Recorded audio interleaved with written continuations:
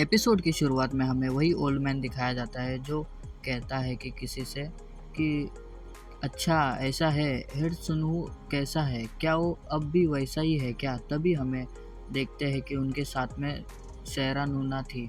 सहरा कहती है कि वह इसे वो नहीं दिखा रहा है, लेकिन मेरा मानना है कि वह अभी भी उसके दुष्परिणाम का अनुभव कर रहा है। तभी वो एल्डर कहता है कि आशा के अनुसार इतनी बड़ी घटना के बाद तभी भी सहरा कहती है मुझे चिंता है कि क्या उसके लिए अपनी वर्तमान स्थिति को जारी रखना वास्तव में ठीक है। तभी ओल्ड मैन कहता है क्या आप क्यूआई विचलन के बारे में चिंतित है। वह पिछले कुछ समय से घायल अवस्था में घूम रहा है। उसकी हालत जानकर तभी वो कहता है अच्छा ऐसा है, अगर ये कोई आम आदमी होता तो पहले ही टूट गया होता, लेकिन वह लड़का नहीं। हेड ली अगर ये जब वह छोटा था तो पहले से भी एक मॉन्स्टर था। तभी ये सहरा सुनती है और कहती है कि लेकिन कॉमन सेंस उपयोग करते हुए। तभी ओल्ड मैन कहता है कॉमन सेंस के बजाय क्लिनिक हान यूंग चिप ली जू सॉन्ग सिख पर विश्वास करे। वैसे भी यह सब मुरिम के सामने से कहीं आगे है। तभी वो लोग आगे जारी रहे होते हैं। तभी अचानक ये कह रहे होते हैं, अचानक से सामने से डोर खुलता है और कोई नहीं होता, ये अपना लीन होता है। तभी ली उनको नमस्कार करते हुए कहता है कि नमस्कार एल्डर। ये देखकर वो एल्डर मन में ही शांत होता है। तभी वो ली के कंधों पे हाथ रखते हुए कहता है एकदम बढ़िया, तुम और भी अधिक बड़े हो गए हो। वो एल्डर अंदर जाने लगता है, जाते हुए कहता है कि तो फिर क्या हम आज कुछ पागलपन भरा काम करें। ये कहते ही सीन शिफ्ट होता है, हमें स्कूल का सीन दिखाया जाता है। फिर हमें कांग को दिखाता है जो डेस्क पर बैठा हुआ होता है। तभी क्लास में कुछ लड़के बात कर रहे होते हैं कि अरे क्या तुम किसी इंटरनेट कैफ़े में जाकर रैमसन खाना चाहोगे। तभी दूसरा लड़का कहता है नहीं, अगर मैं आज क्रैम स्कूल छोड़ देता हूँ तो मैं मर जाऊँगा भाई। तभी हमको किम को दिखाते हैं जो कांग के पास ही देख रहा होता है। तभी चश्मिश वाला लड़का किम से कहता है कि चलो चलते हैं। ये सुनकर किम कहता है क्या। फिर वो दोनों जाने लगते हैं। ये उनको जाता देख के कांग मन में कहता है कि ओ तो वो बस ऐसे ही छोड़कर जा रहे हैं। तभी कांग क्लास के बाहर डरते हुए आता है और कहता है किम को जाते हुए, अगर वह चुप है तो इसका मतलब यह है कि तो कुछ तो हुआ है। खैर अगर ऐसे डरावने किम ने एक शब्द भी नहीं कहा है तो ली के अलावा ये कोई भी नहीं कर सकता। फिर कांग सोचने लगता है वही बातें। फिर कांग अपना फ़ोन निकालते हुए कहता है लेकिन यह मुरिम क्या है। और वो फ़ोन देखते हुए स्कूल के बाहर आता है।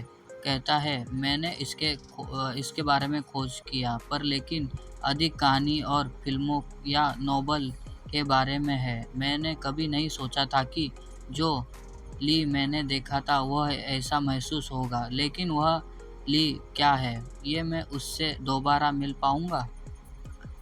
खैर यह बहुत अच्छा होगा। वह ली थोड़ा डरावना हो सकता है लेकिन वह अच्छा है। तभी उसके सामने कोई आता है तो वो सामने देखकर तो वो हैरान हो जाता है कि ये कौन है। तभी वो किम होता है। तभी किम हंसते हुए कहता है कि तुम कमीने, मुझे लगा कि मैं बस चला जाऊंगा, है ना। ये सुन के कांग की तो फट जाती है और वो डरने लगता है। तभी सीन शिफ्ट होता है और हमें सहरा को दिखाया जाता है जो कुछ देखकर हैरान होती है। तभी वो एल्डर कहता है कि कोई भी इंसान इस तरह डरता है। ये सुनकर सहरा भी देखने लगती है। तभी एल्डर आगे कहता है मुझे कुछ ज़रूरत होगी लेकिन उसके अलावा सब कुछ सामान्य होना चाहिए। ये कहते ही वो अपने हाथ धोने लगता है। तभी वो आगे बताता है कि बॉडी पर सुई लगाना मतलब उसका मतलब एक्यूपंक्चर का तरीका करना।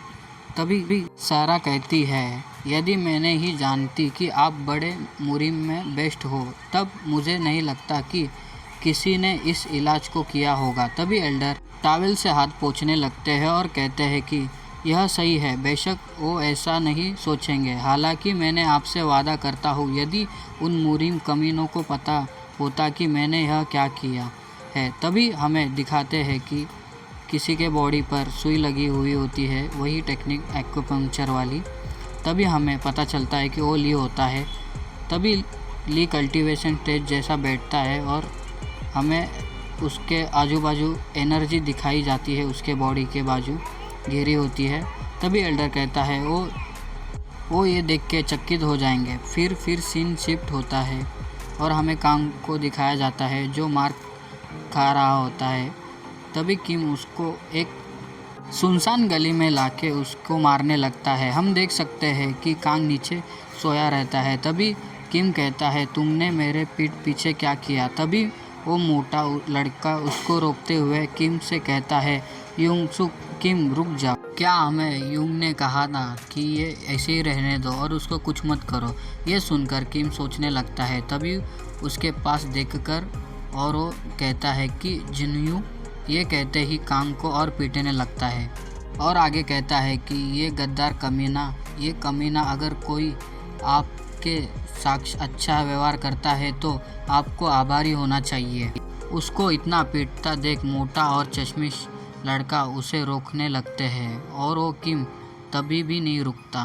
तभी किम कहता है कि कांग से, मुझे बताओ कि मैंने तुम्हारे साथ कितना अच्छा व्यवहार किया है। तभी वो कहता है, कमीने, और फिर उसको मारने लगता है। तभी चश्मिश और मोटा वाला लड़का किम को पीछे खींचते हुए कहते हैं कि किम अब बस करो। तभी कांग कहता है, तुम हरामियों, तुम मुझे जाने नहीं दोगे, है ना? तभी मोटा कहता है कि किम से कि नहीं, अब जल्दी चलो, जल्दी करो। तभी हम कांग को देखते हैं जो नाक से खून निकालते हुए, भाई सही में इसको पहले एपिसोड से भाई अब तक ये मार ही खाते रह रहा है। तो मतलब सोचो आगे के एपिसोड में ये और कितना मार खाएगा। चलो एनीवेज, अपन कहानी की ओर बढ़ते हैं। कांग मन में कहता है, धत तेरी की, यह सही है, तुम मेरी बात अच्छे से सुनने वाले हो व्यक्ति नहीं हो, जैसा कि मैंने अपेक्षित किया था। कुछ भी नहीं बदला है। ये कहते ही वो दांत पीसते हुए जो किम के पास बढ़ने लगता है। तभी किम को वो दोनों रोकते हैं। तभी उसका दोस्त चश्मिश कांग को आता देख के हैरान होता है। कांग पंच मारते हुए कहता है, बस मुझे अब सब कुछ चेंज करना है, और एक पंच मार देता है। तो तभी उस पंच से किम को कुछ नहीं होता, क्योंकि उस पंच में इतनी पावर नहीं होती कि उसे कुछ हो जाए। तभी किम कहता है कि ओह अच्छा।